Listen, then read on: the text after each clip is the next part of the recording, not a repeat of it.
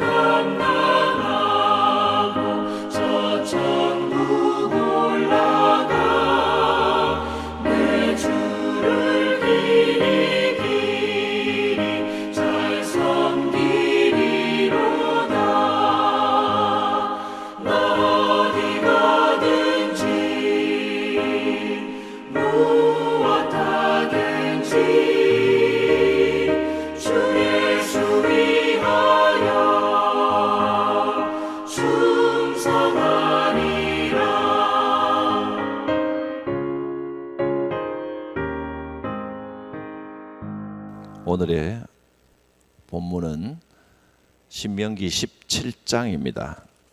17장 전체를 공부할 텐데 2절부터 7절까지의 말씀을 읽겠습니다. 내 하나님 여호와께서 내게 주시는 어느 성 중에서든지 너희 가운데 어떤 남자나 여자가 내 하나님 여호와의 목전에서 악을 행하여 그 언약을 어기고 가서 다른 신들을 섬겨 그것에게 절하며 내가 명령하지 아니한 일월 성신에게 절한다 하자.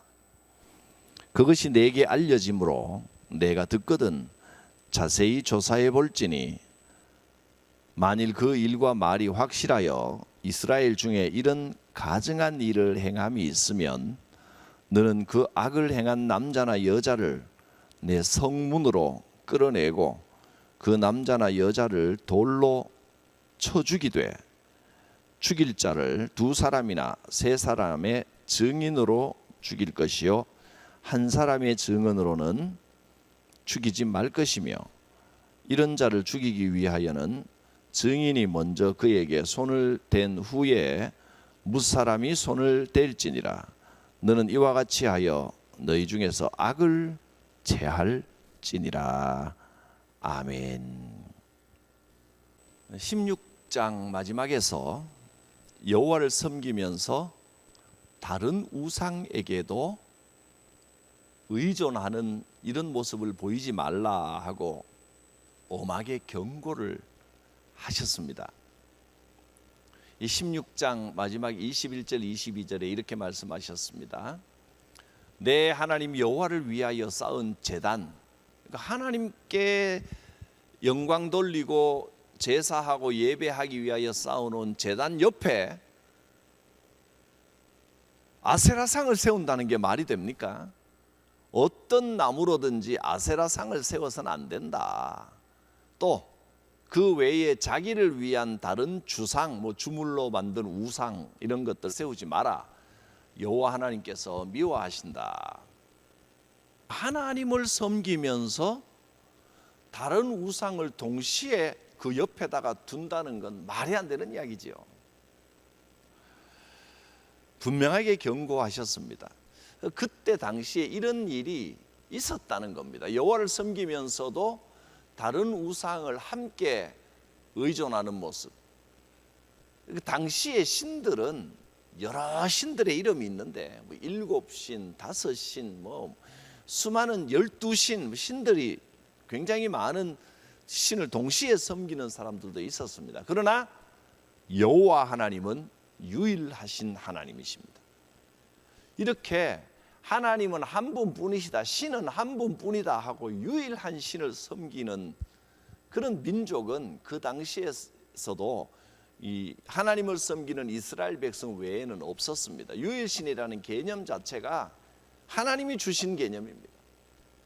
하나님은 유일하신 여호와 하나님이십니다. 지금도 다른 사람, 이 시대에 우상을 섬기는 사람들 같은 경우도 있다고 제가 들었습니다. 그러니까 어떤 교회 직분자들도 점치러 가고 무슨 또 만에 하나 혹시나 싶어서 하는 건지 점쟁이한테 가서 궁합을 보고 뭐랄까 부적을 받아서 어디 넣어놓고 말도 안 되는 이야기죠. 근데 실제로 그런 일이 있나 봐요. 하나님이 그것을 미워하시느니라 하고 분명히 경고를 했습니다. 그리고 하나님께 대해서는 하나님은 우리가 그냥 여럿 중에 하나로 대충 이렇게 섬기는 걸 가장 싫어하십니다. 하나님께는 정성을 다해야 됩니다. 하나님은 여러 신 중에 하나가 아닙니다. 유일하신 여호와 하나님, 나의 주인이 되십니다. 우상들은 내 인생이 내가 주인이 돼서 신들에게 도움을 받는 것처럼 그렇게 섬기지만 하나님은 우리가 하나님을 주인으로 모시기를 원하십니다. 17장 1절에는 흠 있는 희생 제물을 드려서는 안 된다 했습니다. 17장 1절입니다. 흠이나 악질이 있는 소와 양은 아무것도 내 하나님께 드리지 말지니 이는 내 하나님께 가증한 것이 됨이니라. 하나님께 대충 아무거나 드리는 것은 가증한 겁니다. 어차피 하나님께 드리면 뭐 합니까? 가서 태워버립니다. 그러니까 어차피 태울 거, 병 걸린 거, 흠 있는 거 갖고 와서 태워버리는 거 아니냐라고 생각하지만 하나님께는 그냥 태워 없애는 게 아니고 이 정성을 하나님께 드리는 겁니다. 하나님을 무시하는 태도, 제사를 중요시하지 않고 하나님께 드리는 것에 정성을 다하지 않고 대충 드리는 것은 하나님을 무시하는 태도입니다. 이런 예배는 금지하셨습니다. 그러니까 하나님을 섬긴다고 하면서 다른 신에게 동시에 의지하거나 어디 점쟁이나 무당에게 또는 뭐 점치는 절이나 이런 데 마음을 어느 정도 혹시나 하는 기대로 마음을 두면서 하나님 앞에 나와 예배 드리는 것은 오히려 하나님이 미워하시는 것이고 가증스러운 것이고, 또 하나님 앞에 정성을 다하지 않고 흠 있는 것, 부족한 것을 대충 드리는 것은 하나님을 무시하는 태도라 했습니다. 이 모든 것이 하나님께서 세우신 지도자들의 잘 점검하고 성도들을 잘 가르쳐야 됩니다. 단순히 이것이 개인적으로 이래라 이렇게 해야 한다 하는 데서 끝나지 않고 오늘 17장에서는 각 성에 세워진 재판관과 관리들이 이것을 잘 살펴야 된다 하는 것을 17장에서 말씀해 주는 겁니다. 그래서 오늘 제목이 재판입니다. 공의로 재판하라. 왜 재판을 이야기했느냐 하면 이런 기준을 가지고 하나님께 정성을 다해야 된다. 이것이 개인들의 의무일 뿐만 아니라 재판하는 사람들은 이것을 분명히 알고 하나님께 정성을 다하도록 백성들을 가르치고 점검하고 그렇게 재판해야 된다, 관리해 줘야 된다 하고 말씀하시는 겁니다. 특별히 우상 숭배하는 이들에게는 철저히 조사를 해야 된다 했습니다. 2절부터 4절까지의 말씀입니다. 내 하나님 여호와께서, 밑에 있는 이 말씀입니다, 내게 주시는 어느 성 중에서나 너희 가운데 어떤 남자나 여자나 내 하나님 여호와의 목전에서 악을 행하여 그 언약을 어기고 가서 다른 신을 섬기거든, 그 다른 신에게 절하거든, 내가 명령하지 아니하는 일월 성신에게 절한다 하자. 달 보고 절하고 해 보고 절하고 별 보고 절하고 그것을 섬기는 신앙을 따르면 어떻게 하라 그랬습니까? 그것이 내게 알려지고 네가 들으면 자세히 조사해 보아라. 그리고 그 일과 말이 확실히 이스라엘 중에 증거가 밝혀지면, 이런 일이 확실히 있었다 그러면 어떻게 해야 되느냐? 죽이라 그랬어요. 반드시 죽이라. 근데 함부로 하지는 말고 모함이 있을 수 있으니까 7절에 보면 증거를 확실하게, 이런 자를 죽이는 이런 일을 위해서는 증인이 먼저 그에게 손을 대라. 먼저 증언한 사람이 그에게 돌을 던져라. 왜냐하면 자기가 증언했기 때문에 확실할 때 앞장서서 그를 먼저 치라는 겁니다. 그 다음에 뭇 백성이 손을 댈지니라. 너는 이와 같이 하여 너희 중에 악을 제할지니라. 왜 이렇게 잔인하게, 어떻게 보면 잔혹하게 사람들이 다 보는 앞에서 돌 던져 죽이는 이런 처형 방법, 그리고 꼭 좀 가르쳐서 깨닫게 하는 다른 벌도 있을 텐데 사형을 언도하는, 왜 이런 방법을 썼을까요?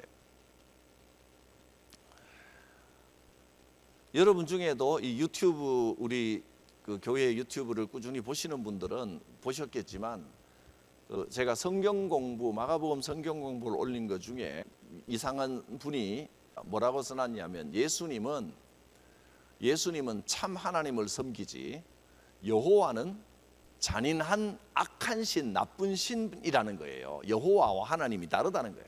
예수님은 여호와를 섬기는 게 아니라는 거예요. 하나님은 악마와 같다 이렇게 이야기를 하는. 그래서 제가 희한한 이단이다. 생전 듣도 보도 못했다. 그랬더니 자기는 이제 또 댓글을 달았더라고요. 여러분 보시면 아마 찾으실 수 있을 겁니다. 왜 그러냐면 많은 분들이 이거 초대교회에서부터도 영지주의 이단 중에 그와 비슷한 이단들이 있었습니다. 왜냐하면 구약 성경을 읽으니까 하나님 여호와 하나님이 너무 잔인하게 한 민족을 다 몰살해버리거나 반역한 자는 뭐 불태워 죽여버리고 땅을 갈라 그 땅속에 집어넣어 버리시고 막 이렇게 죽이라 막 이런 너무나 잔인해 보이는 이런 모습들이 드러나기 때문에 사랑의 하나님과 여호와 하나님이 너무 안 맞다는 거예요. 그러니까 이 여호와 하나님을 못 받아들이겠다 뭐 이런 쪽에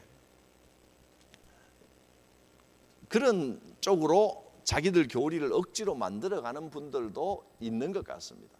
자, 그런데 여러분 사랑이라고 하는 것이 악한 것을 잘못 가는 것을 멸망길로 가는 것을 그냥 품어주는 게 사랑이 아닙니다. 죄를 벌할 때는 엄격하게 벌해서 다른 사람들도 모든 사람들이 그것은 정말 잘못됐구나 하고 깨닫게 하는 것이 오히려 사랑입니다. 구약의 하나님의 사랑은 그렇게 나타나셨습니다. 그러니까 지금 어떤 사람이 이런 죄를 지으면 공개적으로 처형하라, 사람들 다 보는 데서 본보기를 보여라라고 하는 것이 먼저 이렇게 말로 선언을, 법으로 선언을 해서 절대 그런 쪽으로 빠지지 않도록 엄격하게 경고를 했고, 그럼에도 불구하고 그런 일이 벌어지면 명확하게 벌을 줘서 모든 사람들이 그 벌 받는 것을 보므로 다시는 그 죄를 짓지 않도록 해야 되는 겁니다.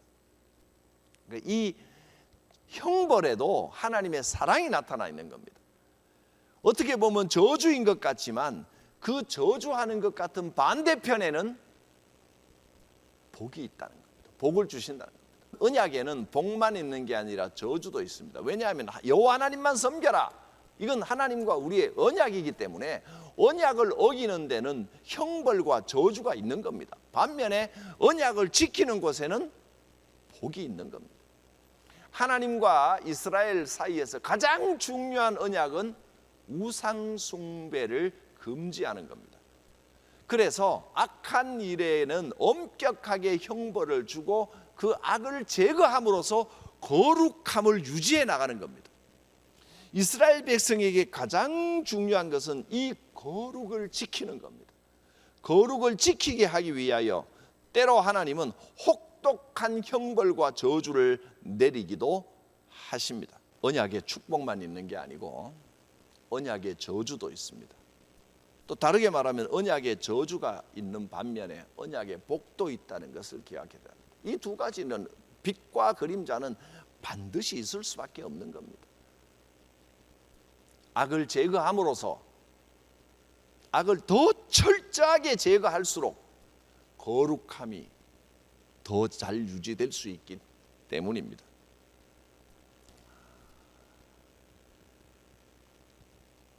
복잡한 상황이 발생하면 어떻게 재판해야 되는가? 이어서 8절부터는 그런 내용이 나오는데 8절에서 10절 먼저 말씀을 보겠습니다.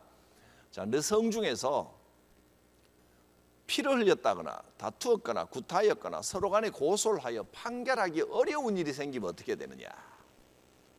자, 앞서 7절까지는 우상 숭배에 관한 내용이었죠.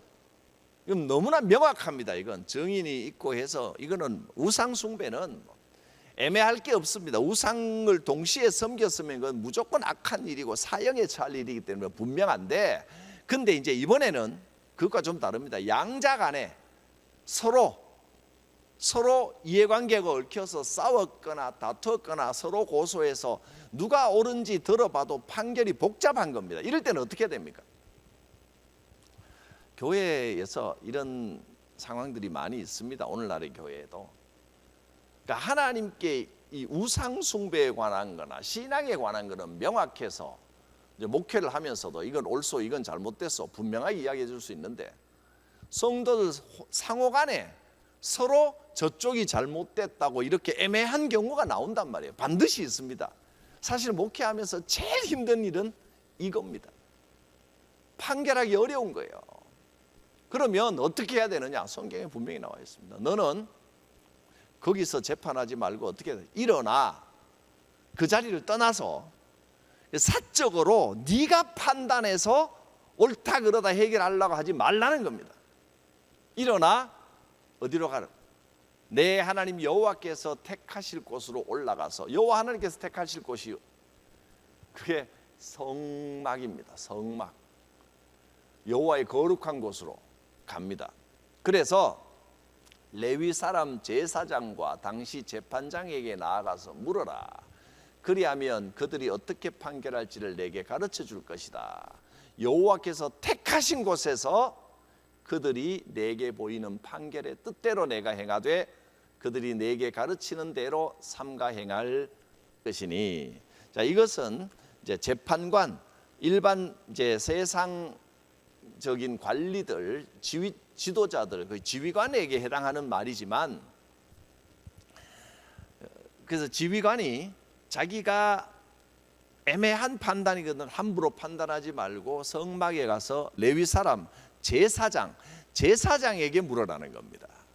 그러니까 제사장이라는 게 오늘날에 그냥 목사다 이렇게 생각하면 곤란하고, 여기서 말하는 레위 사람 제사장은 하나님께로부터 직접 그 답을 얻는 사람입니다. 목회를 하면서 네가 판단하기 애매하면 함부로 판단하지 말고 하나님께 맡기라는 겁니다. 그렇게 보면 분명합니다. 내가 볼 때 이 사람이 옳으네, 내 판단으로 한쪽 편을 들어버리면 심각한 문제가 발생합니다. 그러니까 하나님께 맡기라는 겁니다. 하나님의 판단을 받아라. 근데 참 이게 어려운 것이, 지금 하나님께서 쉽게 음성으로 또박또박 판단을 주시던가 판결문을 주시면 좋은데, 하나님의 판단을 기다리기 위해서는 인내가 필요합니다. 인내심이 필요해요. 서로 다투었으면 어떻게 해야 되겠어요? 서로 자기가 옳다 하고 분명히 서로 내 편 들어달라 그럴 겁니다. 그러지 말고 무조건 하나님께 순종하라는 겁니다. 복잡한 상황이 생기면 하나님이 택하신 곳 중앙성소, 성막, 하나님 앞으로 가라는 겁니다. 일어나 그 자리에서, 네가 그 자리에서 세속적으로 판단하지 말고 일어나 하나님께 가라. 그리고 하나님께서 말씀하신 대로 무조건 순종하라. 그게 답입니다. 우리가 살다 보면 애매한 경우가 많이 생기죠. 하나님 앞에 나아가 기도하십시오. 답이 쉽게 내려오지 않으면, 판결이 금방금방 오지 않는다 할지라도 인내하며 기다리십시오. 하나님께서 보고 계십니다. 11절 13절 곧 그들이 내게 가르치는 율법의 뜻대로 그들이 내게 말하는 판결대로 행할 것이요. 그들이 내게, 여기서 말하는 그들이 말해주는 걸 레위인들, 제사장들입니다. 제사장들이 판결한 대로, 제사장들이 율법으로 말씀으로 알려주는 대로 행하라는 겁니다. 그들이 내게 보이는 판결을 어겨 좌로나 우로나 치우치지 말 것이니라. 말씀이 주시는 답을 보고 내 마음에 안 든다고 한쪽 편 들지 말라는 겁니다. 그냥 말씀에만 맡겨 놓으라는 겁니다. 사람이 만일 무법하게 행하고 내 하나님 여호와 앞에 서서 섬기는 제사장이나 재판장에게 듣지 아니하거든. 제사장, 재판장, 어떻게 보면 지금으로서는 목사 이렇게 볼 수도 있겠지만, 이 성경을 명확하게 해석하려면 지금 상황적으로 볼 때는 목사로 보면 안 됩니다. 목사도 사람이기 때문에. 여기서 재판장, 제사장은 하나님께서 주시는 말씀 계시를 뜻한다고 봐야 됩니다. 말씀 계시 주시는 대로 이걸 듣지 않으면 그 사람을 죽여버리라. 또 본보기로 삼으라는 겁니다. 순종하지 않는 자는 본보기로 삼아라. 무조건 죽여. 이스라엘 중에서 악을 제하라. 이것도 역시 순종하지 않는 자, 순종하지 않는 것은 거룩함을 해치기 때문에 그 악을 제거함으로써 거룩을 유지하는 것이 이 규례의 목적입니다. 그리하면 온 백성이 듣고 두려워하여, 즉 본보기로 삼으란 말이죠. 다시는 무법하게 행하지 아니하리라. 자, 잘못하면 죄를 범하면 죽여서 본보기로 삼으라. 그래서 거룩을 지키라 하는 것이 17장에서 두 가지가 나왔죠. 첫째는 우상 숭배. 단순히 우상만 섬기는 것도 문제지만 여호와를 섬긴다고 하면서 그 옆에 다른 신의 우상을 갖다 놓는 것도 죽여야 할 죄입니다. 절대로 행하면 안 되는 거룩을 해치는 일이고 그것을 제거하여 거룩을 지켜야 되고, 두 번째는 자기가 옳다고 주장하면서 하나님께서 주시는 말씀 계시를 듣지 않고 인간적인 판단으로 좌우로나 우로나 치우치면 죽여서 거룩을 지켜야 한다. 순종하지 않는 것, 거룩을 해치는 일입니다. 오늘날에는 참 사람들이 다 똑똑하고 잘난 사람들이 많기 때문에 말 순종 잘 안 합니다. 순종 잘하는 사람이 정말 지혜로운 사람인데 자기 생각이 분명하면 뭐라고 해도 잘 순종하지 않습니다. 근데 원칙적으로 악을 제거하여 순종하지 않는 것은 그 사람을 죽여 거룩을 유지해야 됩니다. 제거해야 되는 겁니다. 우상 숭배와 불순종, 이것이 공동체 거룩을 해치는 일이다 하고 말씀하십니다. 우리 장로교의 기본적인 전통은 이 지도자의 권위를 강조하는 겁니다. 장로교의 시초라고 볼 수 있는 정 칼빈, 요새는 이 프랑스 출신이기 때문에 장 깔뱅 이렇게 뭐 이름 부르기도 합니다. 장 깔뱅. 깔뱅이 대표적인 저서 기독교 강요에서 굉장히 강조하는 것이 말씀의 직분자들이 받은 권위를 굉장히 강조합니다. 말씀을 받은 직분자는 여호와의 사자, 하나님이 보내신 자로 봐야 된다는 겁니다. 여호와의 말씀을 대언하는 사람입니다. 근데 사실 저는 그 과거에 지금 이 신명기 본문에 나온 레위 사람 제사장, 거의 하나님과 동급으로 그의 말은 곧 하나님의 말씀으로 받아들여지는 그 레위 사람 제사장과 오늘날 목사를 비슷한 급으로 봐야 될 것이냐, 저는 그렇게는 보지 않습니다. 왜냐하면 목사가 일반적으로 하는 모든 생활이 하나님의 대언자로 높임을 받을 때 오히려 타락하는 역사, 문제가 생기는 역사들이 많이 일어났습니다. 그래서 말씀의 대언자는 언제냐 하면 목사가 설교할 때는, 메시지를 전파할 때는 목사 자신도 듣는 사람도 그걸 말씀의 대언이요 하나님의 음성으로 들어야 됩니다. 먼저 말씀을 전하는 사람 자체가 이것은 하나님의 말씀이다라는 확신으로 전해야 됩니다. 우리가 다 아멘으로 받아들여야 될 부분들입니다. 그러나 일반적으로 저는 설교와 성경 공부는 좀 다르다고 생각하는데, 지금 이 수요 사경회는 설교와 성경 공부 두 가지 특징을 다 갖고 있는 겁니다. 반반입니다. 근데 다 섞여 있는 겁니다. 근데 설교는 설교, 그다음에 강의는 강의입니다. 강의는 그냥 가르쳐주는, 인간이 잘 이해할 수 있도록 전달해 주는 거지만, 설교는 말씀 선포, 이건 하나님의 음성으로 내 마음에 좀 차지 않아도, 내 생각과 달라도 말씀에 합치된 거라면 아멘하고 순종해야 됩니다. 그래야 복이 있습니다. 그래야 거룩한 삶을 살 수 있습니다. 말라기 2장 4절 6절 말씀에 이렇게 말씀합니다. 만군의 여호와가 이르노라, 내가 이 명령을 너희에게 내린 것은 레위와 세운 나의 언약이 항상 있게 하려 함인 줄을 너희가 알리라. 레위와 세운 나의 언약은 생명과 평강과 언약이라. 내가 이것을 그에게 준 것은 그로 경외하게 하려 함이라. 레위 지파를 하나님께서 특별히 세웠다는 겁니다. 그리고 그가 말씀에 충실하면 하나님께서 이런 복을 주시고, 또 레위를 통하여 이스라엘 백성 전체에게 화평을 주고 생명을 주고 평강을 주고 복을 준다는 겁니다. 계속 읽겠습니다. 그가 나를 경외하고 내 이름을 두려워하였으며 그의 입에는 진리의 법이 있었고 그의 입술에는 불의함이 없었으며 그가 화평함과 정직함으로 나와 동행하며 많은 사람을 돌이켜 죄악에서 떠나게 하였느니라. 레위가 백성들에게, 레위 지파가 백성들에게 어떤 역할을 했는지를 말라기서를 통해서 살펴보았습니다.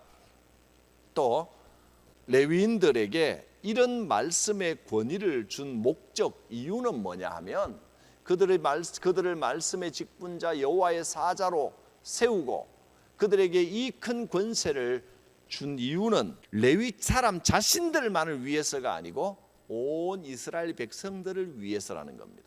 말라기 2장 7절을 봅니다. 제사장의 입술은 지식을 지켜야 하겠고 사람들은 그의 입에서 율법을 구하게 되어야 할 것이니 제사장은 만군의 여호와의 사자가 됨이거늘. 레위 제사장은 여호와의 사자라 이렇게 분명하게 선언을 하셨습니다. 오늘날 목사가 설교를 통하여 말씀을 선포할 때 그것을 여호와의 말씀의 대언자로 받아야 된다 하는 겁니다. 그리고 여호와의 사자로서 이런 말씀의 권위를 주신 목적은 교회를 세우기 위함입니다. 칼빈의 기독교 강요의 내용 중에 하나를 이렇게 적어왔습니다. 교회를 올바로 세우려면 어떻게 되느냐? 교회를 세우는 유일한 길은 사역자들 자신이 그리스도의 권위를 유지해야 됩니다. 그렇게 하기 위해 최선을 다해야 됩니다. 사역자들이 인간적인 욕심을 사욕을 탐한다거나 아니면 자기를 높여서 자기 중심의 어떤 조직이나 체계를 만들려고 자기 권위를 찾는다거나 이러면 안 된다는 겁니다. 그리스도의 권위를 유지하도록 내 모든 권위는 그리스도께로부터 오는 겁니다. 이걸 분명히 고백해야 되고 그 권위는 그리스도께서 아버지께로부터 받으신 것이 그에게 남아있도록 해야만 유지될 수 있는 것이다.